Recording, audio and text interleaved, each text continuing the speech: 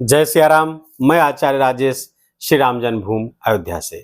प्रिय दर्शकों, साहस, पराक्रम, पुरुषार्थ, ऊर्जा, उत्साह और लड़ाई झगड़ा, वाद विवाद, क्रोध, अहंकार आदि के कारक ग्रह भूमिपुत्र मंगल अपनी वर्तमान राशि मीन राशि को 1 जून की सायं 3:36 पर छोड़ करके अपनी ही मूल त्रिकोण राशि मेष राशि पर गोचर कर जाएंगे, जहां पर वो विराजमान रहेंगे 12 जुलाई तक।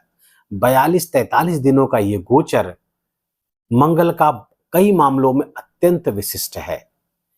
पहले तो मंगल का ये गोचर अपनी ही मूल त्रिकोण राशि पर हो रहा है। पहली विशिष्टता यही है, क्योंकि कोई ग्रह जब अपनी मूल त्रिकोण राशि पर आता है तो उच्च जैसा फल देना शुरू कर देता है।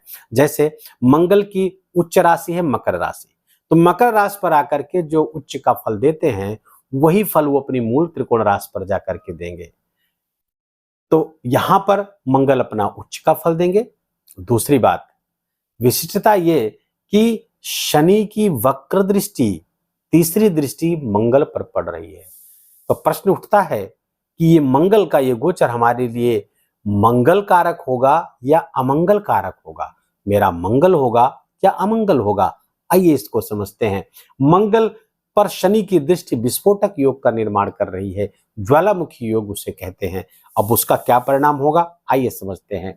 सिंह राशि के जातकों के लिए पहले बता दूं कि ये राशिफल आपके चंद्र राशि पर आधारित है। चंद्रमा आपकी लग्न कुंडली में 5 नंबर की राशि पर बैठा है, तो आपकी सिंह राशि हुई। और यदि आपको अपनी चंद्र राशि नहीं पता है तो अपने प्रचलित नाम के आधार पर इस वीडियो को देखकर लाभ उठा सकते हैं।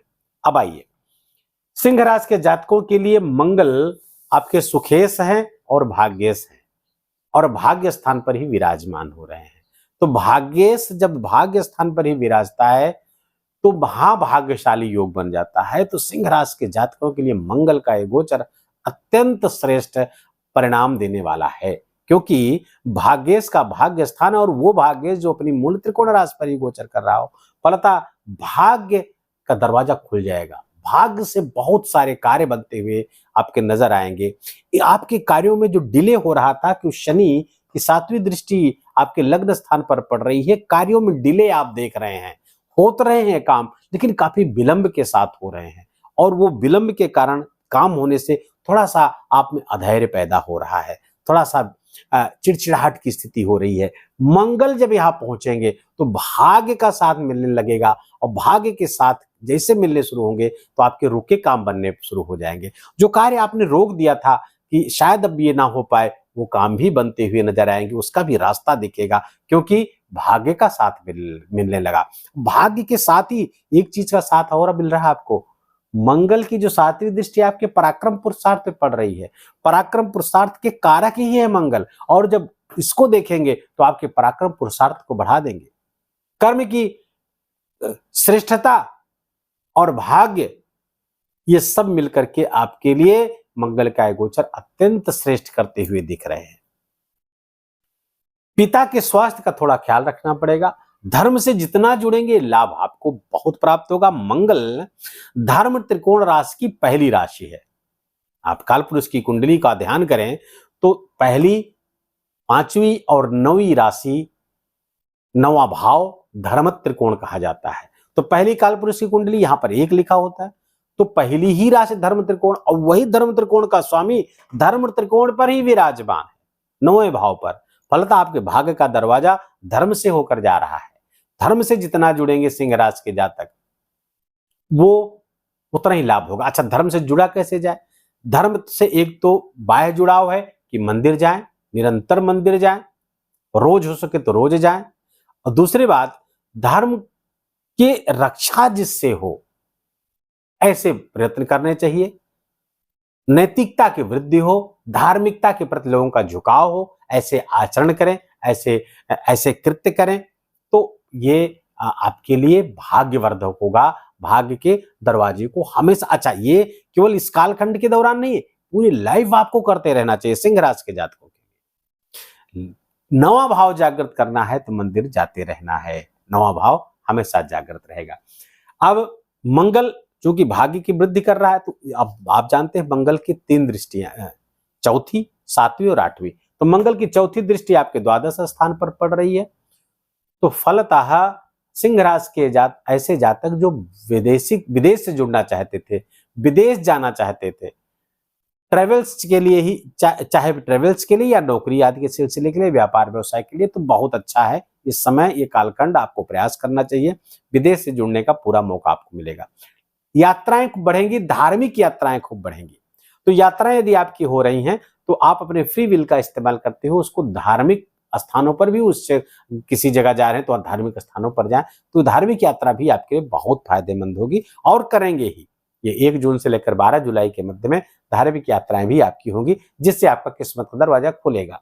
मंगल की जो अच्छा, खर्चे भी इस दिन बढ़ेंगे, तो धार्मिक यात्रा करें और धर्म स्थान पर जाकर डोनेशन करें, जिससे आपके जो अत्यधिक क्षमा करिएगा, जो अत्यधिक खर्च के योग बने हुए हैं उसमें आपको लाभ प्राप्त हो सके, उसमें कमी आ सके। अच्छा, मंगल की जो दृष्टि है 7वीं आपके पराक्रम पुरुषार्थ पर पड़ रही है, तो मैंने बताया कि इससे आपको लाभ ही होगा, छोटे भाई बहनों से भी आपको लाभ होगा, पराक्रम पुरुषार्थ आपका बढ़ेगा। दूसरी, मंगल की जो 8वीं दृष्टि है आपके चतुर्थ स्थान पर पड़ रही है, ये बड़ी शुभ दृष्टि है, क्योंकि ये तो अपना ही घर है, अपने ही घर को देख रहे हैं।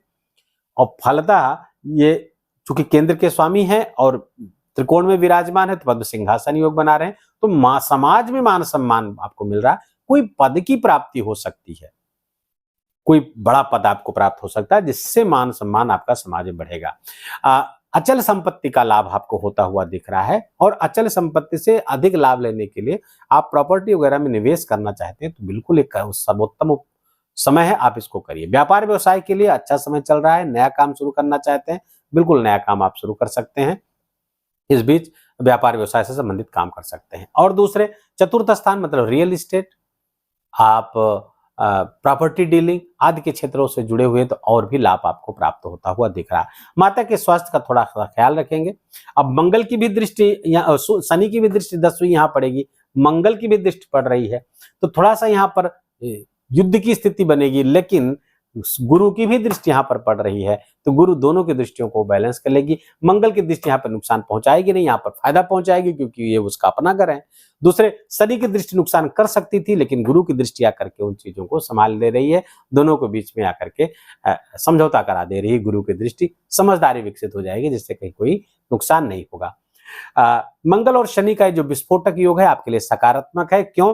क्योंकि ये सप्तमेश और नवमेश के बीच का ये संयोग होगा, तो जिसके कारण व्यापार व्यवसाय में नौकरी, स्पाउस की, जीवन साथी की नौकरी आदि के लिए लाभकारी होगा, और फलतः भाग्य में वृद्धि कराने वाला होगा।